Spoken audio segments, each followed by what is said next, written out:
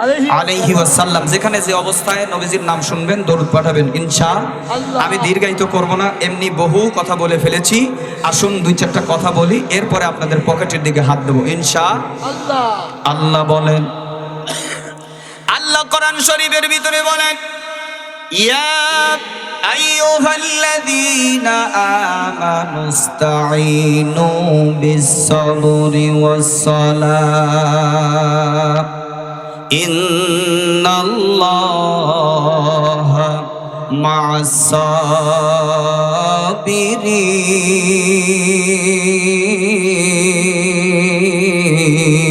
বলুন আল্লাহু আকবার। আমার আল্লাহ রাব্বুল আলামিন কোরআনুল কারীমের মধ্যে ডাক দিয়ে বলেন, হে ঈমানদাররা। কাদেরকে ডাক দিলেন? সাধারণ কোন মানুষকে ডাক দিছেন? সাধারণ কোন ব্যক্তিকে? সাধারণ কোন জাতিকে? না না, আল্লাহ ডাইরেক্ট ঈমানদারদেরকে ডাক দিয়ে বলছেন, হে ঈমানদাররা। ও দুনিয়ার মানুষ, ঈমানদারকে আগে বলছেন, এরপরে যত কথা সব পরে হবে। আগে তোমার ঈমান আছে কিনা? ঈমান যদি না থাকে, তোমার নামাজ রোজা হজ কোনোটাই আল্লাহর দরবার পর্যন্ত পৌঁছাবে না। সব ইবাদত আল্লাহর দরবার পর্যন্ত পৌঁছানোর জন্য ঈমান শর্ত। কি শর্ত? আপনি বুঝবেন কেমনে আমি ঈমানদার হয়েছি? আমার আগে হুজুর কোরআনুল কারীমের তেলাওয়াত করে বুঝিয়ে দিয়েছেন। আল্লাহ রাব্বুল আলামিন কোরআনুল কারীমের মধ্যে বলছেন, ইন্নামাল মুমিনুনা আল্লাযীনা ইযা যুকিরাল্লাহ ওয়াজিলাত কুলুবুহুম। ঈমানদার সর্বপ্রথম সে বুঝবে যে আমার ঈমান আছে। কেমনে বুঝবে? আল্লাহর নাম শোনার সঙ্গে সঙ্গে তার অন্তরের মধ্যে ভয় কম্পন শুরু হয়ে যাবে। প্রথম নাম্বার কি? অন্তরের মধ্যে ভয় লাগবে। আল্লাহর নাম শোনার সঙ্গে সঙ্গে তার অন্তরের মধ্যে ভয় লাগবে। কেন ভয় লাগবে? আল্লাহ আমাকে আপনাকে পাঠাইছে ইবাদত করার জন্য। এমনি কি পাঠাইছে? আল্লাহ এই জগতের মধ্যে এত নাজ নিয়ামত দিয়ে, এত বরকত দিয়ে আমাদেরকে পাঠাইছেন। তার পিছনে কারণ হলো আল্লাহ ডাক দিয়া বলে, আমার সব নিয়ামত ব্যবহার করো, বিনিময় আমি আল্লাহর ইবাদতের মধ্যে লিপ্ত থাকো। আমরা কি থাকি? গত কয়েকদিন আগে একটা বক্তব্যের ভিতরে বলছি যে আল্লাহ 18,000 মাখলুকাত সৃষ্টি করেছেন, 17,998টি জাতি আল্লাহর কথা শোনে। শুধু 2টা জাতি একটু তেরা, 2টা জাতি একটু তেরা। যাইতে বলছে এই দিক, আমরা যাই এই দিক। ওই যে একজনের বউ মরে গেছে, তো নদীর স্রোত ঘটতেছে। আচ্ছা বলেন তো, একজনের বউ মরে গেছে, নদীর ভিতরে ডুবে, পানি এই দিক ঘটতেছে, কোন দিক যাবে? যে দিক ঘটতেছে পানি ওই দিকেই তো যাবে। আল্লাহর বান্দা ওই দিক না খুঁজে উল্টা দিক খুঁজতেছে। তো লোকজন জিজ্ঞেস করে, এইটা কি কোন কথা হলো? তুমি এই দিক খুঁজতেছো কেন? কয়, সারা জীবনে আমার বউ আছিল তেরা, ও জীবনে ওই স্রোতের সাথে যাবে না, ও আজকে উল্টাই গেছে। আমরা মানুষরা একটু উল্টাই বেশি যাই, সোজা খুব কম যাই। কিন্তু যাই কখন জানেন? যখন হাত আর কথা শোনে না, পা আর কথা শোনে না, মুখ আর কথা শোনে না, চোখ দিয়ে দেখি একটা হয়ে যায় আর একটা। যখন মনে মনে চিন্তা করছি আর এই জগতে থাকতে পারবো, যাতে চাই মনের থেকে, বাড়ির থেকে একটু নিয়ত করে, মনের শক্তি আছে, বের হয় যে একটু বাজারের ভিতরে যাব, বসে একটা চা খাবো। কিন্তু বিছানা থেকে ওঠার জন্য 2-3 বার চেষ্টা করতে, কিন্তু পা আর কথা শোনে না। তখন নির্দ্বিধায় মানুষটা চিন্তা করে যে আমি মরে যাব। তখন শুরু হয় আল্লাহর ভয়, মরে যাব। আর মরলে তো গুতানি কি অপেক্ষা করতেছে। আল্লাহ কোরআন শরীফের ভিতরে বলছেন, ঈমানদার তুমি কেমনে বুঝবি? প্রথম নাম্বার কারণ হলো ওয়াজিলাতু কুলুবুহুম। আল্লাহর নাম শোনার সঙ্গে সঙ্গে তোমার অন্তরের মধ্যে কম্পন শুরু হয়ে যাবে, ভয় লাগবে। আল্লাহ, বিশেষ করে আপনারা খেয়াল করে দেখবেন, একটা মানুষ যখন দুনিয়া থেকে বিদায় নিয়ে চলে যায়, মৃত্যুবরণ করে, আপনিও মরবেন, আমিও মরব, কেউ কি থাকবো? মানুষ মৃত্যু হয়ে যায়। খুব সংক্ষিপ্ত আকারে কথাটা বলি, যখন কবরের দিকে নিয়ে যাওয়া হয়, কবরের মধ্যে যখন নামানো হয়, আপনাকেও নামাবে, আমাকেও নামাবে না? ওই যে 3.5 হাত কবর, দরজা নাই, জানলা নাই, কিচ্ছু নাই ওই কবরের মধ্যে নামানোর পরে আল্লাহর বান্দা, আপনারা জানেন কিনা জানি না, একটা মানুষ মৃত্যুবরণ করার পরে সব দেখতে পারে, বুঝতে পারে, কিন্তু খালি বলতে শুধু খালি মুখ বন্ধ থাকে, আর সব উনি বুঝতে পারে। কে আমার জন্য বাঁশ কেটে নিয়ে আসতেছে, কে আমার জন্য পানি গরম করতেছে, কে ওই 3.5 হাত চাংলা দরজাবিহীন ঘর নির্মাণ করার জন্য হাদা কাশি কুড়াল নিয়ে ওই কবরস্থানের দিকে রওনা হলো, কে ওই নতুন পাতিল বের করে আনতেছে আমার জন্য পানি গরম করবে, সব বোঝে, কিন্তু বলার মতো ক্ষমতা থাকে না। ওই যে কিয়ামতের দিন যখন বিচার শুরু করবে আল্লাহ, তখনও কিন্তু সেম এইরকম অবস্থা হবে। আজকে আপনাকে অনেককে জিজ্ঞেস করলে, অনেকের মাথার মধ্যে টুপি আছে, গায়ের মধ্যে জুব্বা আছে, তারপরে মসজিদের ভিতর নামাজ পড়ে না।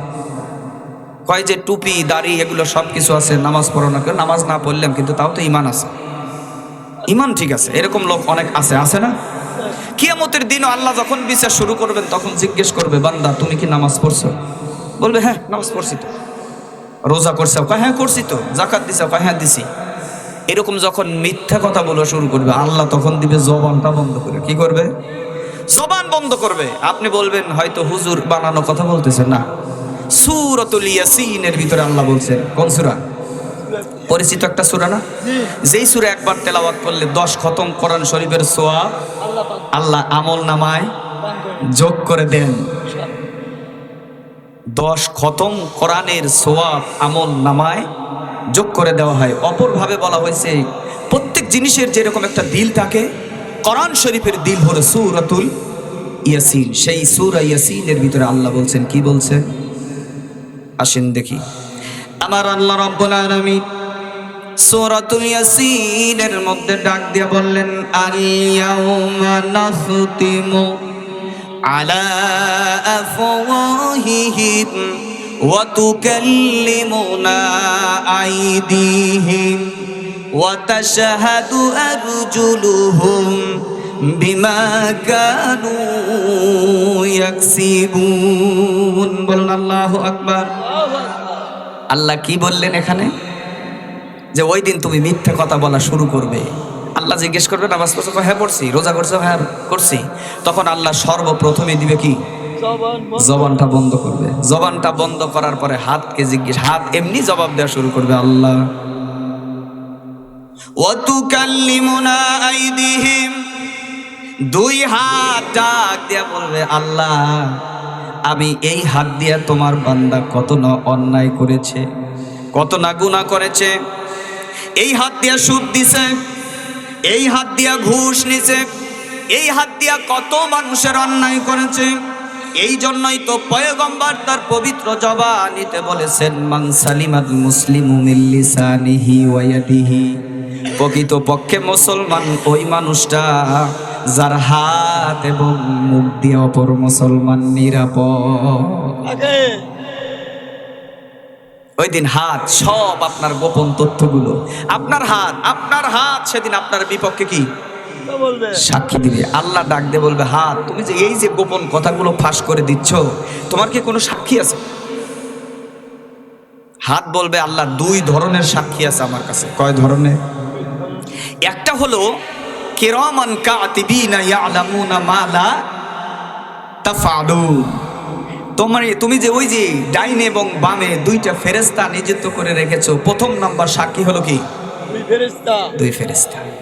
আর দ্বিতীয় নাম্বার সাক্ষী হলো, শুধু আমি তো হাত না, 2টা পাও আছে। পাওকে আল্লাহ জিজ্ঞেস করবে, হাত যে বলতেছে এগুলো কি সঠিক? কয় যে হ্যাঁ। ওয়া তাশহাদু আরজুলুহুম বিমা কানু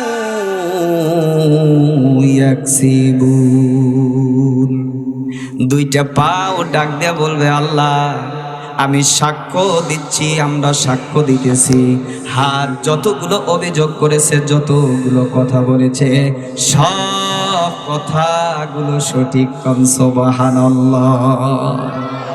এখন বলেন তো, আপনার হাত আপনার পা সব আপনার বিপক্ষে, আপনি কি করবেন? এই জন্য যতদিন বেঁচে আছেন অন্তত চুরি করলেও হাতকে না দেখায় করি। আচ্ছা, হাত না দেখায়, হাতকে না দেখায় কি চুরি করা যাবে? এই জন্যই তো আমি বলছি চুরি করলে আগে হাত দিয়ে চুরি করা লাগবে, আর হাত তো সাক্ষী হয়ে গেল, আপনার গোপন কথা সেদিন ফাঁস করে দিবে। অতএব যদি মনে মনে এইটা চিন্তা করেন যে হাত ফাঁস করে দিবে, অতএব চুরি করা যাবে কি? মরে তো যাবই। এমনও যদি হইল নি যে আল্লাহ দুইটা, এই আল্লাহর কাছে যাবো না আর একজনের কাছে যাবো, সেই সুযোগটাও যে হতো নাই। যাওয়া যে হতো লাগবেই, হিসাব যে হতো দেওয়া লাগবেই। ছোটাছুটি যতই করি কোনো লাভ আছে কি? নাই।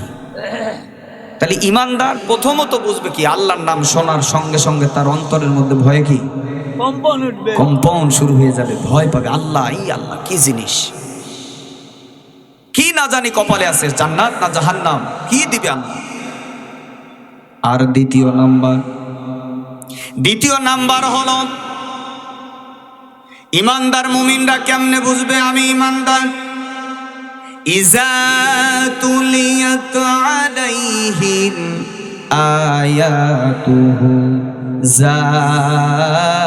যাদাতুহুম ঈমানা ওয়া আলা রাব্বিহিম ইয়াতাওয়াক্কালুন।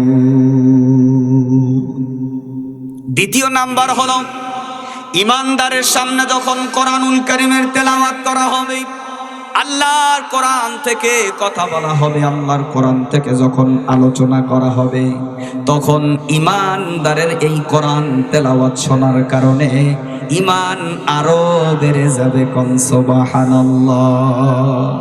আর বেড়ে যাওয়ার কারণে ইমানদার সর্বপ্রথম যেই কাজটা করবে, ওয়া আলা রাব্বিহিম ইয়াতাওয়াক্কালুন, পৃথিবীতে যত কাজ ইমানদার করবে আল্লাহর উপরে ভরসা করেই।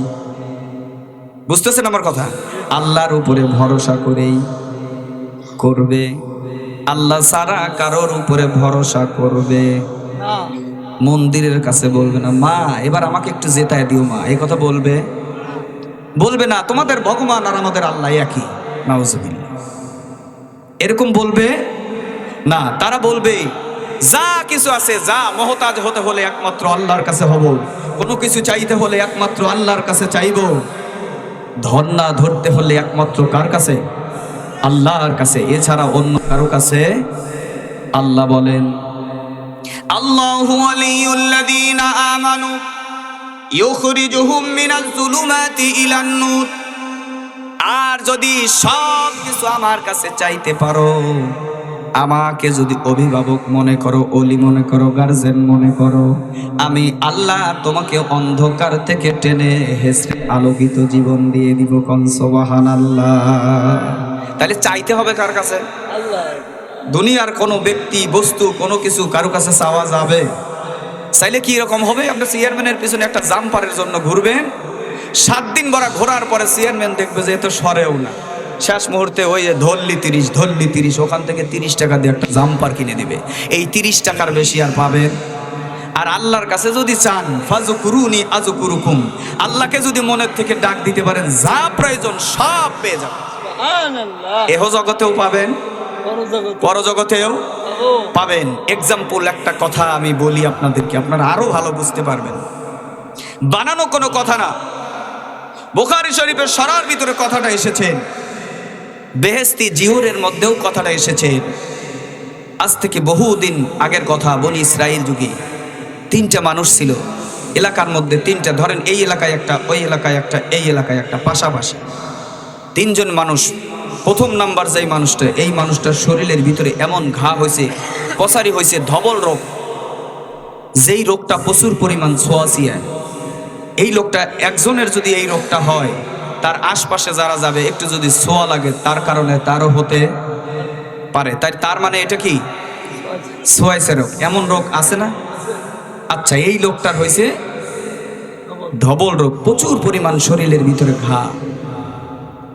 এলাকার লোকজন এই লোকটাকে দেখার পরে তারা এক জায়গায় বসে সিদ্ধান্ত নিল, এই লোকটা যদি এলাকার মধ্যে থাকে, আমাদের মধ্যে থাকে, তাহলে রোগটা ছড়াবে। ছড়াইতে ছড়াইতে এক পর্যায়ে এমন করে ছড়াইবে, আমরা প্রচুর মানুষ এই রোগে আক্রান্ত হয়ে যাব। কি করা যায়?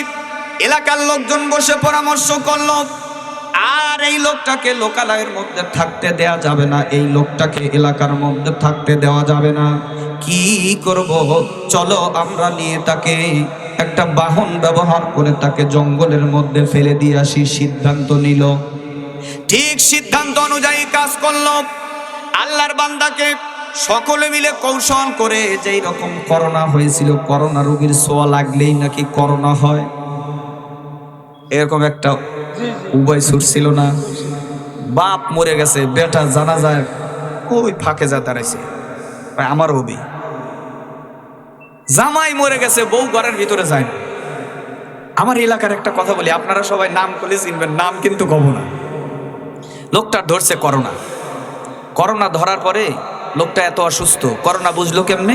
3-4 বার পাতলা পায়খানা করছে, হালকা হালকা একটু ঠান্ডা, ওরা বুঝে ফেলেছে করোনা। লিয়া লোকটাকে এমন ঘরের ভিতরে আবদ্ধ করছে, চিকিৎসা নাই, খাওয়া নাই, দাওয়া নাই, ঘরের মধ্যে আটকায় রাখছে, কোনো ধরনের চিকিৎসা নাই। লোকটা ধুকরে ধুকরে ধুকরে ধুকরে 3-4 দিন যাওয়ার পরে দেখা গেল এই লোকটা এখন আর মারা যাবে। পরিস্থিতি খুব খারাপ। লোকটার আহাজারি ছিল, লোকটার প্রতিটি সন্তান অনেক বড় লেভেলের চাকরিজীবী, অনেক শিক্ষিত। সন্তানদের বারবার ওনার জানলা দিয়া, ওই ডাক্তাররা বলেছেন পরে, জানলা দিয়ে ওনারা খেয়াল করে দেখেছেন, বারবার শুধু কান্না করছে আর বলছে, বেটা তোদের জন্য সব নিজের সম্পদ সব শেষ করে দিছি, নিজের মূল্যবান সময়টা ব্যয় করছি, নিজের যৌবন বয়সটা শেষ করছি তোদের জন্য, তোদেরকে মানুষ করার জন্য। বেটা আমি চলে যাচ্ছি, এখন আমার যাবার সময় হয়ে গেছে, কিচ্ছু চাই না, কিচ্ছু চাই না, শুধু একটু তোরা আমার সামনে এসে দাঁড়া, তোদের চেহারাটা দেখে একটু মরতে চাই। ডাক্তাররা তার সন্তানদেরকে খবর দিছেন, ঘরের মধ্যে ঢোকার দরকার নাই, আপনারা জানলার ভিতর থেকে একটু বাবার চেহারাটা দেখেন। শেষ সময় 2টা বেটাই জবাব দিছে, 2টা বেটাই সেদিন জবাব দিছে, বাবাকে ওই অবস্থায় দেখলে গেলে আমাদের চাকরি থাকবে না, আমাদের অফিসের মধ্যে ঢুকতেই দিবে না, অতএব যে মরার সে মরবেই, তো মারা যাক। ওই যে হুজুররা জানাজা দিছে, আর কেউ তো দেয় না। আর কেউ কি গেছে? জানাজার ভিতর 4-5 জন হুজুর, এছাড়া আর কেউ নেই। আল্লাহর বান্দা কানতে কানতে এক পর্যায়ে